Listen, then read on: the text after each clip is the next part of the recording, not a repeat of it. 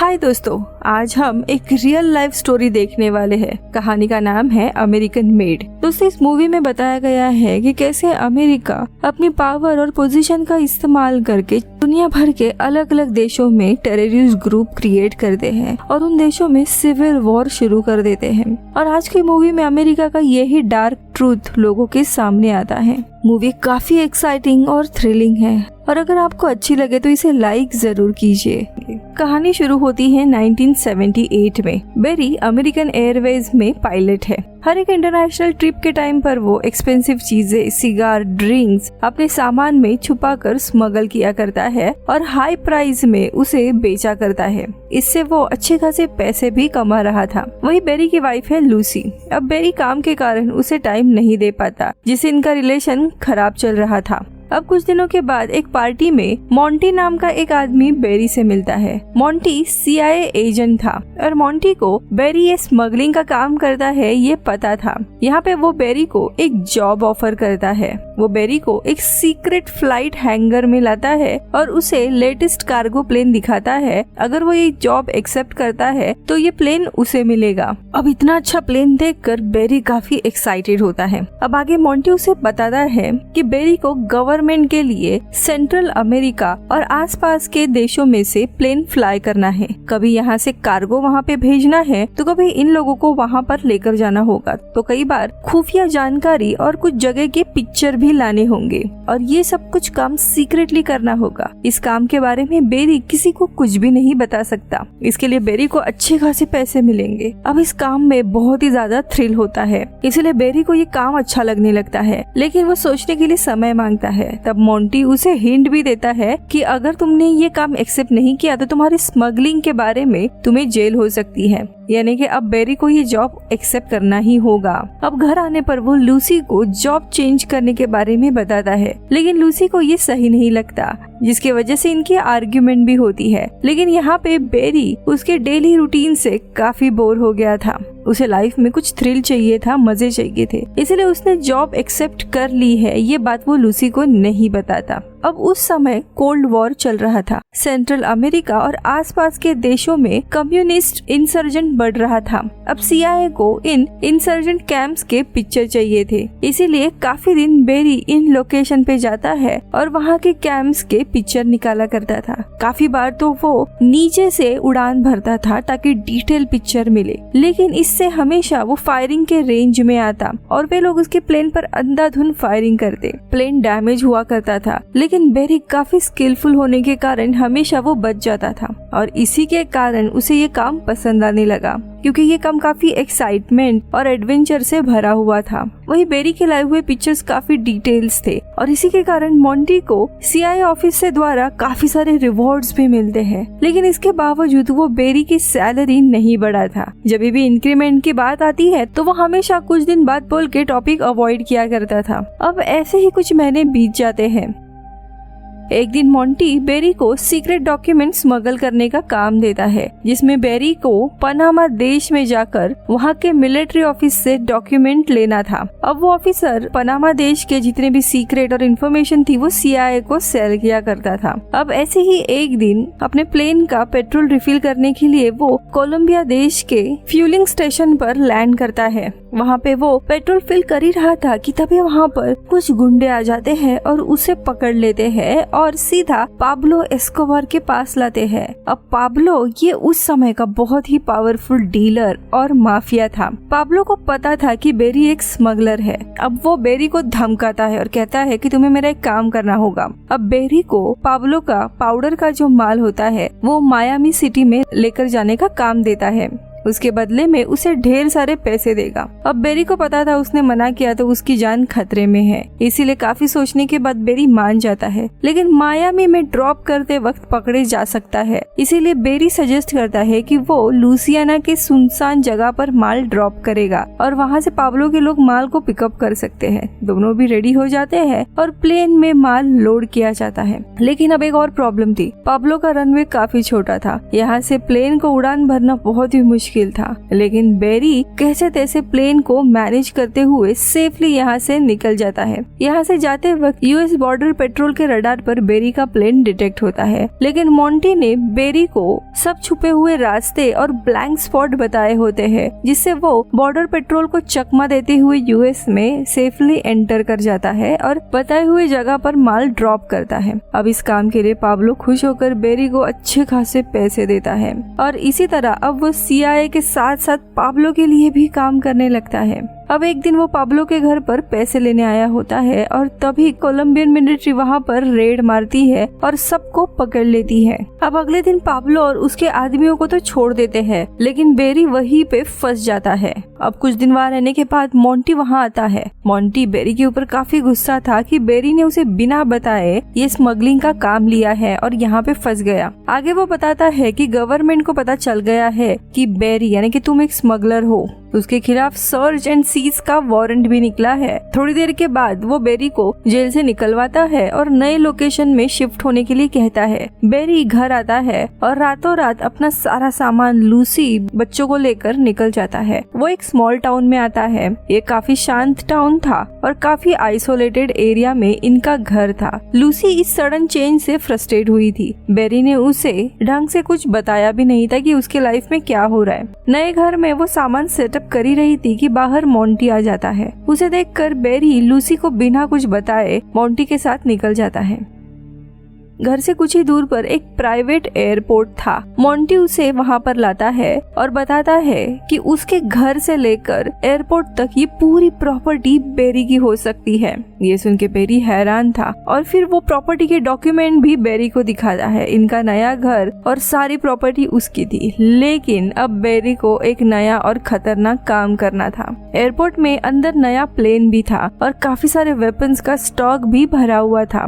Monty कहता है पड़ोसी देश में कुछ रिबेलियस ग्रुप है। बेरी को अब उन ग्रुप्स को ही ये वेपन सप्लाई करने हैं, जिससे उस देश में सिविल वॉर स्टार्ट होगा और ये काम बहुत ही सीक्रेटली उसे करना पड़ेगा, वरना वो पकड़ा गया तो उस पर ही सारा ब्लेम आएगा। ये काम और भी ज्यादा खतरनाक था, लेकिन इसके बदले में बहुत ढेर सारे पैसे, इतनी ज्यादा प्रॉपर्टी और प्लेन भी मिलने वाला था। ये सब कुछ देखकर बेरी रेडी हो जाता है। घर आने पर लूसी उस पर भड़क जाती है और इस सिचुएशन को लेकर उनमें काफी झगड़े हो जाते हैं, जिससे बेरी को सब कुछ बताना पड़ता है। अब कुछ ही दिनों के बाद बेरी अपने पहले डिलीवरी पर जाता है और वहाँ के सारे वेपन्स वगैरह रिबेलियस ग्रुप को प्रोवाइड करता है, लेकिन वहाँ के लोग वेपन्स के साथ साथ बेरी को भी लूट लेते हैं। उसके शूज, कपड़े, पैसे, ग्लासेस सब कुछ चुरा लेते हैं। अब अगले टाइम जब वो वापस आता है तब डंडा लेकर ही नीचे उतरता है और सामान लोगों को देकर तुरंत निकल जाता है। ऐसे ही कुछ दिन वो करता है, लेकिन एक ट्रिप के दौरान पाब्लो के लोग आते हैं और फिर से पकड़ कर लेकर जाते हैं। अब पाब्लो उसे फिर से माल डिलीवर करने के लिए बोल रहा था। इसके उसे डबल टिबल पैसे मिलने वाले थे, इसीलिए वो ये डील एक्सेप्ट करता है। ऐसे ही वो एक साथ मल्टीपल डिलीवरी स्टार्ट करता है। यूएस से वेपन लेकर जाता था और आते वक्त पाब्लो का माल भी ड्रॉप करता था। आगे वो पनामा जाकर आर्मी ऑफिसर से डॉक्यूमेंट भी एक्सचेंज करता था। उस ऑफिसर को माल और पैसे देकर वहाँ से लीगली आने जाने का एक रूट भी बनाता है, जिससे उसका ट्रैवलिंग रूट एक्सटेंड हो जाता है और वो देखते ही देखते काफी माल वेपन ट्रांसपोर्ट करता है, जिससे उसे मोंटी और पाब्लो दोनों से भी बहुत सारे पैसे मिलते हैं। आगे उसका काम इतना बढ़ता है कि वो एक नए पायलट की टीम ही हायर करता है और ये सारे पायलट स्मगलिंग में एक्सपर्ट थे। देखते देखते बेरी काफी ज्यादा अमीर हो जाता है। उसके पास इतने ज्यादा पैसे आते हैं कि छुपाने के लिए जगह कम पड़ती है। उसके घर के गार्डन में वो कई जगह पर कैश छुपाने लगता है। ये सारा कैश वो बैंक में डिपॉजिट नहीं कर सकता था क्योंकि ये पैसे इलीगल थे, इसीलिए वो अब टाउन में अलग अलग फेक फाइनेंशियल कंपनी बनाता है और लोगों को काफी पैसे और सर्विसेज देता है और उनके नाम पे फेक कंपनीज रजिस्टर्ड करता है और इन सब से वो इलीगल मनी वाइट किया करता था। इसकी टीम भी अब इंडिपेंडेंट काम करते थे और अलग अलग जगह पर माल, वेपन और बाकी डिलीवरीज करते थे। पनामा से डॉक्यूमेंट कलेक्ट करना और आसपास के देशों में आर्मी कैंप की तस्वीरें लेना, ये सारा काम ये लोग करते थे। सभी अच्छे खासे पैसे कमा रहे थे। एक दिन मोंटी वहाँ पे आता है और नया असाइनमेंट देता है। इस काम में बेरी और उसके टीम को उन सभी रिबेलियस को यहाँ लाना था। यूएस आर्मी उनको ट्रेनिंग देने वाली थी और ये सारी ट्रेनिंग बेरी के ही प्रॉपर्टी में होने वाली थी। ना चाहते हुए भी बेरी को मारना पड़ता है और वो लोग भर भर के इन लोगों को यहाँ लाने लगते हैं। अब देखते देखते ऐसे 4 साल बीत जाते हैं। साल था 1982। बेरी अब और भी अमीर बन गया था। उसने नई कार ली थी, घर भी बहुत ही बड़ा बना दिया था, नया प्लेन भी खरीदा था। लूसी भी इस नए लाइफस्टाइल से खुश थी। इनके पास इतना गोल्ड ज्वेलरी आ रही थी कि वो छुपाने के लिए जगह कम पड़ रही थी। इसी बीच में लूसी का जॉबलेस भाई भी वहाँ आता है और बेरी उसे क्लीनिंग का काम दे देता है। अब एक दिन उसे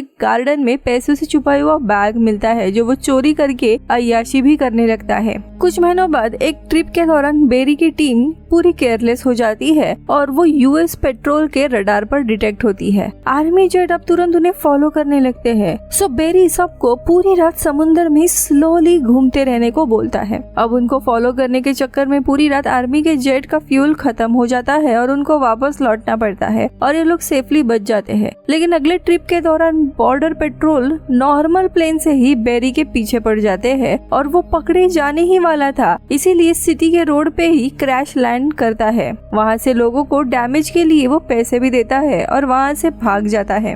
इसी बीच बेरी का टाउन FBI के टारगेट लिस्ट में आता है। इस टाउन में पैसों के अनयूजुअल ट्रांजैक्शन हो रहे थे, इसीलिए एक FBI एजेंट चेक करने आता है और वो दंग रह जाता है। यह टाउन काफी छोटा है, लोग काफी कम है, लेकिन सबके पास एक्सपेंसिव कार्स है, सभी लोग अमीर है और नॉर्मल दुकान रेस्टोरेंट से ज्यादा तो बैंक और फाइनेंशियल कंपनीज है। दूसरी जगह पाब्लो का कोलंबियन गवर्नमेंट से वॉर शुरू हो जाता है और वो दूसरे देश में सेटल होता है। इसी मीटिंग के लिए बेरी वहाँ गया था। ये मौका देखकर जेबी काफी सारे पैसे चुरा कर भागने लगता है, लेकिन उसके शो ऑफ के कारण टाउन का शेरिफ उसे पकड़ लेता है और वो FBI एजेंट भी अब इस केस को फॉलो करने लगता है। बेरी घर आके जेबी को छुड़ाने की कोशिश करता है। इसी बीच में वो पाब्लो की डिलीवरी भी रोकता है, जिस कारण से पाब्लो उसे कॉल किए जा रहा था। अब पाब्लो को जेबी के बारे में पता चलता है, तब वो बेरी से कहता है कि उसके आदमी जेबी की सिचुएशन हैंडल कर लेंगे और इसी के साथ कुछ ही घंटों में जेबी को छोड़ देते हैं। बेरी उसे पैसों से भरी बैग देकर यहाँ से निकल जाने को कहता है, लेकिन जेबी उसे और पैसों के लिए ब्लैकमेल करने लगता है। वो बेरी को धमका के गाड़ी लेकर निकलता है और कुछ ही दूर जाने पर जेबी की गाड़ी का ब्लास्ट हो जाता है और वो वहीं मारा जाता है। दरअसल जेबी अब बेरी के लिए प्रॉब्लम बन गया होता है, इसीलिए पाब्लो के लोगों ने उसे मरवाया था। अब बेरी जेबी की गाड़ी को खाई में ढकेलता है और घर आता है। उसे वहाँ पर मोंटी मिलता है। मोंटी बताता है कि CIA का जो प्लान था रिबेल्स और टेररिस्ट को ट्रेन करने का और उन्हें वेपन सप्लाई करने का, वो अब कैंसिल हुआ है। उन्होंने सभी रिबेल्स और टेररिस्ट को वापस भेज दिया है और इवन यहाँ पर भी सारे कैंप्स और ट्रेनिंग साइट क्लीन कर रहे हैं। मोंटी आगे के काम के लिए कॉल करेगा, ये बोलकर निकल जाता है। ऑफिस आकर मोंटी उसके टीम को इस मिशन और बेरी से रिलेटेड सारे डॉक्यूमेंट इरेज करने बोलता है। यहाँ बेरी समझ गया था कि मोंटी का काम खत्म हो गया है, वो फिर से कांटेक्ट नहीं करेगा। इवन उनको आगे की कोई डिलीवरी का काम भी नहीं मिलने वाला था। अब सब कुछ खत्म हो गया था, अब कुछ भी हो सकता है, इसीलिए वो तुरंत अपने एयरपोर्ट आता है और टीम के साथ यहाँ पे रखा हुआ सारा माल और वेपन छुपाने लगता है। लेकिन ये सब इतना ज्यादा क्वांटिटी में था कि रातों रात सामान खत्म ही नहीं हो रहा था। अब उसी रात पे एयरपोर्ट पे रेड पड़ती है। FBI, state police, narcotics department, custom department, border patrol वाले सारे के सारे एक साथ वहाँ पे छापा मारते हैं और बेरी को वेपन और बाकी के माल के साथ रंगे हाथ पकड़ा जाता है। उसकी टीम तो भाग निकलती है, लेकिन बेरी को स्टेट अटॉर्नी के ऑफिस में लाते हैं। अब यहाँ पे बेरी, मोंटी और पाब्लो दोनों को भी कॉल करने लगता है, मदद मांगने लगता है, लेकिन दोनों भी कॉल नहीं उठाते। अटॉर्नी बेरी को अच्छा खासा चार्जेस लगाने वाली थी, लेकिन तब उनको गवर्नर का कॉल आता है और ना चाहते हुए भी उन्हें बेरी को छोड़ना पड़ता है। बेरी खुश होकर बाहर आता है, लेकिन ये भी एक चाल थी। अब उसे कुछ स्पेशल एजेंट्स पकड़कर सीधे व्हाइट हाउस लेकर आते हैं। यहाँ पे गवर्नमेंट के बड़े ऑफिसर्स की मीटिंग चल रही थी। गवर्नमेंट बेरी को एक और ऑफर देता है कि वो इसकी सजा कम करवाएगा, इसके बदले में उसे स्टिंग ऑपरेशन करना होगा पाब्लो को पकड़ने के लिए, और बेरी को पाब्लो को माल सप्लाई करते वक्त उसके और उसकी टीम की फोटो खींचनी होगी। अब बेरी फंस चुका था, उसके पास और कोई भी चारा नहीं था, इसीलिए वो मान जाता है। अब ये लोग उसके प्लेन में जगह जगह कैमरा छुपाते हैं और बेरी पाब्लो का माल लेने के लिए जाता है। एस प्लान वो पाब्लो से बात करता है और उन सबको बहला फुसलाकर प्लेन तक लेकर आता है और उनके माल के साथ पिक्चर्स कैप्चर करता है, जिसके बाद ये सारे फोटोज वो गवर्नमेंट को देता है। लेकिन गवर्नमेंट अपने प्रोपोगंडा के लिए ये सारे इमेजेस टीवी पर दिखा देता है, जिसमें बेरी भी दिखाई देता है, यानी कि ये लोग बेरी को भी डबल क्रॉस कर देते हैं। अब यहाँ पे बेरी की भी जान खतरे में थी, क्योंकि उसने पाब्लो को धोखा दिया है। पाब्लो के लोग कभी भी उसे मार सकते हैं। बेरी अब गवर्नमेंट एजेंट से मदद मांगता है कि उसे प्रोटेक्शन कस्टडी में रखा जाए, लेकिन वो लोग साफ साफ मना कर देते हैं। सब कुछ खत्म हो गया था। अब बेरी बहुत ही डरने लगा था। अब वो कुछ दिन अपने फैमिली के साथ स्पेंड करता है, लेकिन हर रोज वो डरता था कि कहीं आज उसका आखिरी दिन तो नहीं और पाब्लो के लोगों के हाथों मारा न जाए। आगे अटॉर्नी वापस से बेरी का केस ओपन करते हैं, जिसे बेरी के घर पर छापा मारा जाता है और उसके सभी पैसे और गोल्ड ज्वेलरी गवर्नमेंट ले लेती है। अब बेरी के ही कहने पर उसकी पत्नी और बच्चे दूसरे सिटी में मूव हो जाते हैं। आगे कोर्ट में बेरी की ट्रायल शुरू होती है। प्रोसिक्यूटर उससे कड़ी सजा देने के लिए कहती है, लेकिन सारी उसकी साइड की बातें सुनने के बाद जज उसे 1000 घंटे कम्युनिटी सर्विस की सजा सुनाती है। यानी बेरी लीगली फ्री था, उसे बस हर रोज कुछ घंटे एक लोकेशन पर जाकर कुछ घंटे काम करना था। लेकिन जिंदगी ने उसे उससे भी ज्यादा बड़ी सजा दी थी, क्योंकि अब वो डर में जी रहा था। हर रोज अलग अलग मोटेल में जाकर वो रहने लगता है, ताकि पाब्लो के लोग उसे ढूंढ ना पाए, और रात में सेम जगह कम्युनिटी वर्क करने जाता है। उसे लगभग ऐसे 120 दिन तक ये काम करना था। उसके बाद वो पूरी तरह से फ्री था। ऐसे ही कुछ दिन बीत जाते हैं। उसे हमेशा डर लगता था कि कहीं वो मारा न जाए। वो ये सारी बातें वीडियो में रिकॉर्ड करता और अपने पत्नी को भेजता, और आखिरकार वो दिन आ ही जाता है। एक दिन वो काम करके निकल रहा था, तभी वहाँ पे कुछ लोग आकर उसे गोली मारकर चले जाते हैं और बेचारा बेरी वहीं पर मारा जाता है। अब यहाँ पे FBI वाले भी उसका केस क्लोज कर देते हैं, यानी शायद से ये एक तरह की चाल थी बेरी को खत्म करने की। बेरी की टीम से कभी भी लोग पकड़े नहीं गए। लूसी भी कुछ समय के बाद मूव ऑन करती है और एक रेस्टोरेंट में जॉब करने लगती है। उसके पास अभी भी एक्सपेंसिव ज्वेलरी थी। वही दूसरी जगह मॉर्टी का प्रमोशन हो जाता है CIA में, और बॉस को वो नई आइडिया देता है। अब उनका टारगेट था ईरान के हेल्प से वेपन स्मगल करने का। वो अभी भी बेरी ने बनाए हुए प्लान्स और रूट यूज कर रहे थे, लेकिन कोई भी बेरी या उसके टीम की जितना स्किलफुल नहीं था, जिससे काफी सारे मोर्टी के नए लोग मारे जाते हैं और इवेंचुअली उसे ये मिशन बंद करना पड़ता है। वही आगे जाके CIA का ये सारा डर्टी काम की जानकारी पब्लिक में लीक हो जाती है और उन्हें बेरी के बारे में पता चल जाता है कि कैसे उसका सैक्रिफाइस दिया गया।